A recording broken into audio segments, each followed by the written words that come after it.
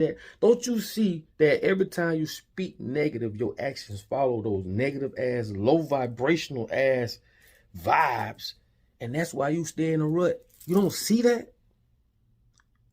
That you oh, I had a bad day, bro. What define bad day, bitch? When you woke up and you breathing, how you gonna convince me that's a bad day, homie? Start here. This is coming from The Guardian. Promoters of the bill in Uganda, which gained independence from Britain in 1962, appealed to populist notions of culture that frame homosexuality as, quote, un-African, alien behavior that was brought to the continent by Western imperialists. Seen through this prism, a strike against gay and lesbian people is a strike against colonialism and in favor of African nationalism and self-worth. Yet, as the scientists' report noted, homosexuality has existed throughout human history. Anthropologists found an ethnic group in Central Africa where it was customary for a male warrior to marry a boy and celebrate victory in battle by having sexual intercourse. In many cases, the laws being imposed so zealously were introduced by the European empires that carved up and plundered Africa. Peter Tachlet is a veteran human rights and gay rights campaigner, and they say prior to Western colonization, there are no records of any African laws against homosexuality. The real import into Africa was not homosexuality, but homophobia. It was enforced legally by colonial administrators and ideologically by Christian missionaries. The colonial narratives of racism and homophobia are very closely intertwined. It is one of the great tragedies of Africa that so many people have internalized the homophobia of that colonial oppression and now proclaim it as their own authentic African tradition. And obviously not just people over on the African continent do that. I think in order for white supremacy to even function, the people that they're oppressing have to internalize certain things to keep the shit going, right? You see many examples of that in this country, and you see it on the continent of Africa as well. Stonewall.org says this: the last men to be sentenced to death by hanging in England were in 1835 for engaging in homosexual sex, whilst at the same time there was an openly queer monarch, this article says gay but queer, monarch, King Mwanga, hopefully I'm pronouncing that, the second of Buganda, present day Uganda, who actively opposed Christianity and colonialism. The Igbo and Yoruba tribes, found mostly in present-day Nigeria, did not have a binary of genders, and typically did not assign gender to babies at birth, and instead waited until later in life. Similarly, the Dagaba people, present-day Ghana, assigned gender not based on one's anatomy, but rather the energy one presents.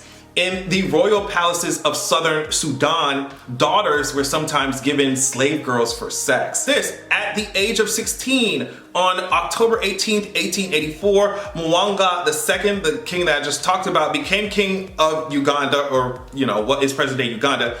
During his reign, he was known to have regular relations with women as well as his male subjects. He was faced with opposition, though, when British missionaries began converting the Ugandan people to Christianity. Because of this, some of the king's subjects began to deny him sexually, and those who did, he burned at the stake. Jeez.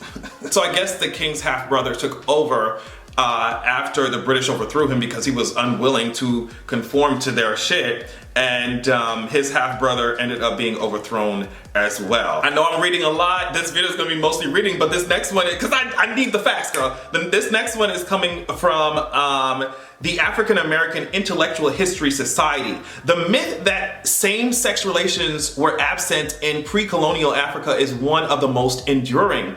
Digging through history and drawing from African-derived examples, it becomes clear that traditional Africa was tolerant of different sexualities, orientations, and gender relations. Thus, it is a disservice to history to say that same-sex relations in Africa was introduced by Europeans. So they review this book, I think, or a book piece called Female Monarchs and Merchant Queens in Africa. So they highlighted the African phenomena of gendered males and gendered females, which refers to the way that the interconnected universe allows males to transform themselves into females and females to transform themselves into males. these transformations are encouraged by like a thought process that recognizes that sex and gender do not coincide, that gender is a social construct and is flexible and fluid, allowing women to become gendered men and men gendered women. Unconditional prayer or an unconditional offering, an unconditional moment in time would sound a little bit like this. I love the feeling of clarity. I love the feeling of recognizing how Source feels about me. I like this feeling of well-being. I like this sense of security that I have. I like understanding that I'm an extension of Source energy. I like the idea of Source energy. I like the feeling of Source energy. I like the concept of Source energy. I like the concept of my inner being. I like my awareness of my inner being. I like the feeling of awareness. I enjoy the feeling of clarity. I love the subject of momentum. I like the idea of law of attraction. I like the bigness of this universe. I like the flowing of thoughts within it. I like knowing that I have access to infinite intelligence. I like the feeling of the flow of thought. I like being an extension of Source energy. I like being here in this leading edge time-space reality. I like the beauty of this time-space reality. I like the variety of this time-space reality. I like knowing that this time-space reality is giving birth to ideas within me. I like the power of those ideas that flow. I like knowing that when an idea hatches within me, that I'm not the only one who has that idea. I like knowing that Source within me is in on that idea with me. I like the extension of that idea. I like the occurrence of that idea to me. I like the desire that is born within me. I like an understanding of the value of my beingness. You see how unconditional this conversation was? You see what we're getting at? Not very meaty for you in many cases, but it was an unconditional. In other words, if you followed us and if you flowed with us just a little bit, you were in a state of unconditioned there. You were floating freely with the Source within you. So as you do more of that, what begins to happen is that all of the blockage stops. When you meditate and you quiet your mind, that's what happens. When you quiet your mind, you stop thought and therefore you stop resistance. And so there's no contradiction within you. But by having this conscious conversation about these unconditional things, what happens is you begin to steady yourself. You begin to accomplish a vibrational set point that establishes a different category within you. Okay. Historical evidence in many instances dispels the notion that the LGBT people, as well as alternative gender expressions and identities, are alien to African culture. It said it dispels historical evidence. In many instances, dispels the notion that the LGBT people, as well as alternative gender expressions and identities, are alien to African culture. The pre-colonial, before the motherfuckers came in here and took your culture from you, before that, it says in pre-colonial Uganda, some priests in the kingdom of Bunyoro would wear women's attire, and in the Teso tribe, look these tribes up. Look them up. This is historical for all you motherfuckers that gay ain't African. You don't know your history. You don't know your culture. You don't know the great mother and great father. You're foreign to us. We don't know you. That's why y'all about to get destroyed in the blue flame. Y'all ignorant as fucking. Y'all don't want to change. Goodbye. Men who dressed as women were officially recognized as a third gender in Africa. You dumb motherfuckers. Similarly, in the Kikuyu and Meru tribes in Kenya, special religious leaders called Magawi dressed and wore their hair like women, and in some cases were even recognized as being married to other men. You don't want... Listen, hold on. What Erica say? They don't know their language. They don't know their God. They take what they're given. Even when it seems odd. That's y'all motherfuckers. Y'all just go with it because a motherfucker came and told you that wasn't right because it was not right to them. And they taking away your powers by telling you bullshit.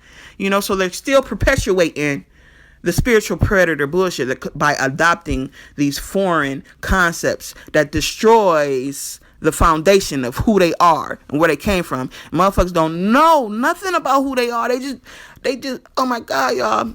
Just before you hop on somebody's train and listen to the things that they don't like and the things that they think are agendas.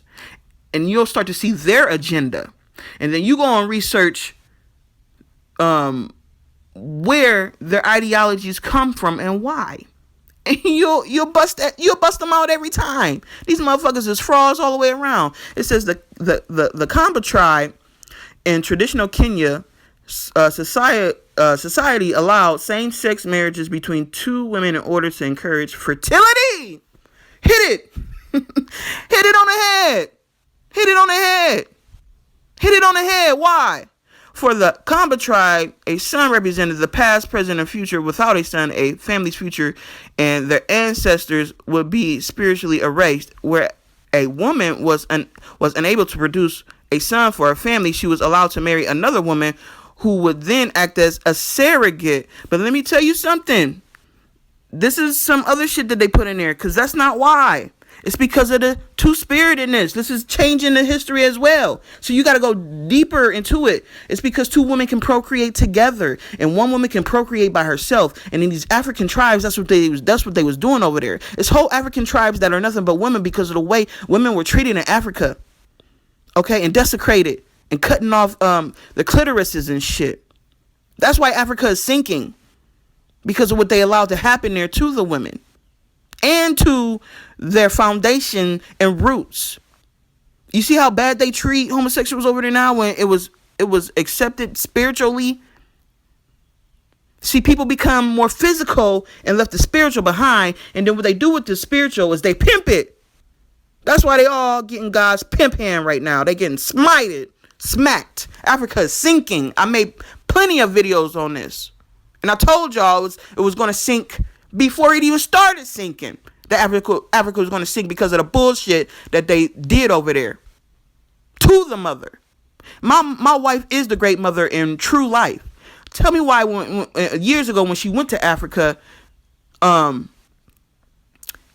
my wife, she travels a lot. She's traveled her whole life. Okay. She went to Africa, right? Tell me why she got robbed and choked out in Africa. And she the great mother. This was decades ago when she went. By men, African men.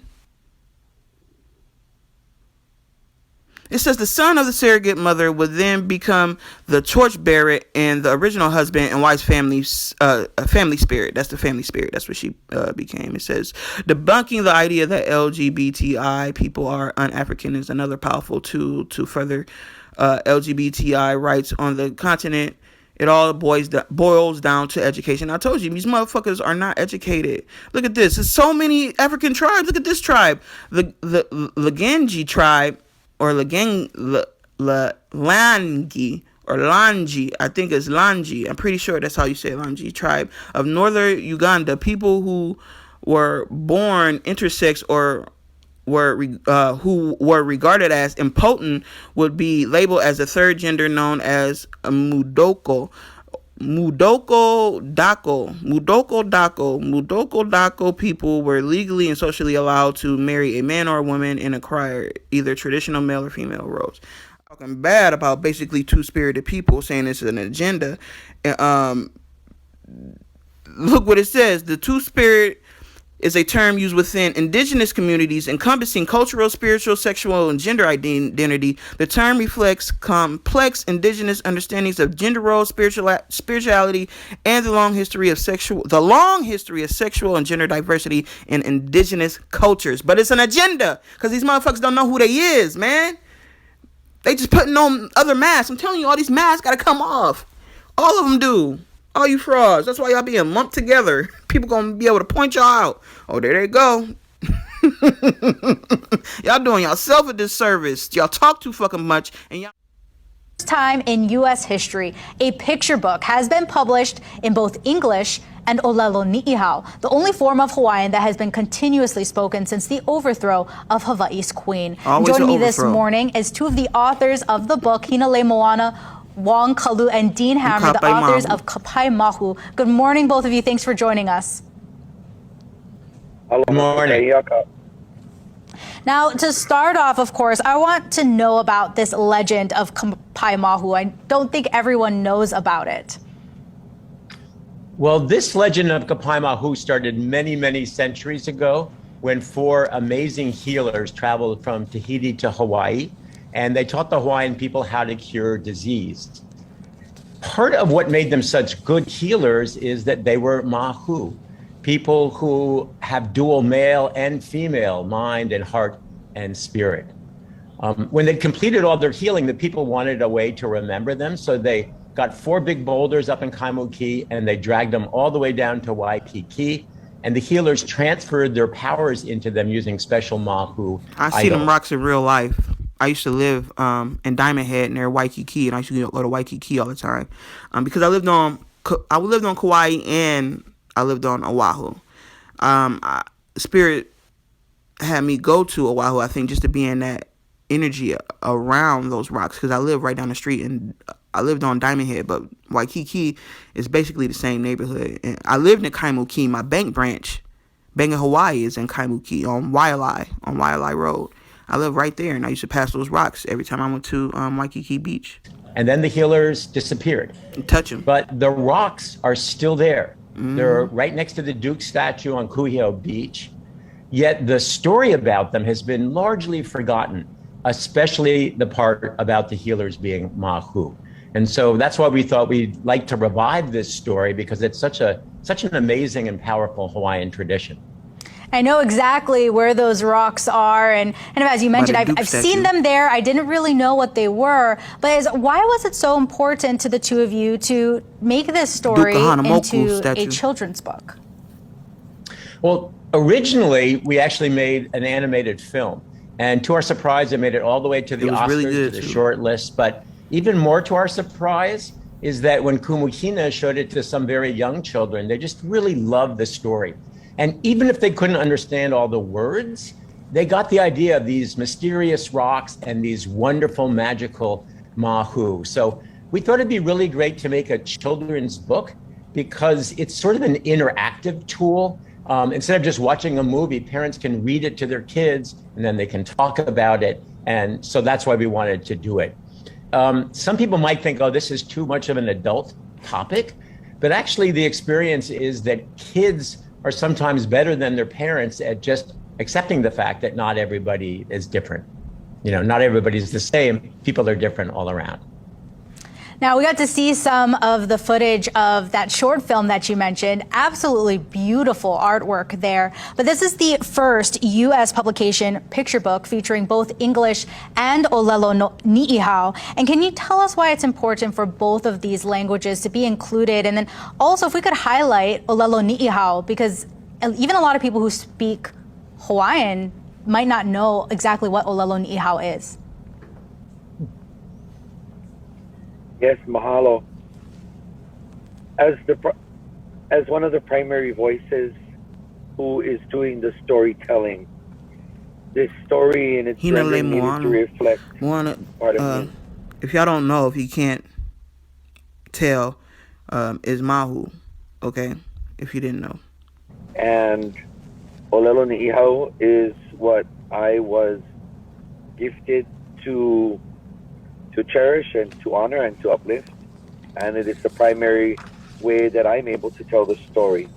It is also the only last living line of our language that continues to have an actual community of native speakers. And so that, in combination with Hawaii and our language and our culture being my piko, Hawaii is my mainland.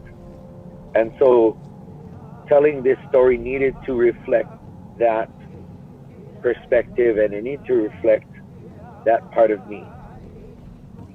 Thank you for that. And the Mahu were powerful, beings. I mean, dual male and female spirit. What do you hope young readers take away from this? What do you hope they learn? I hope that young viewers and young readers will understand that Hawaii is its own unique place with a distinct history and a distinct culture.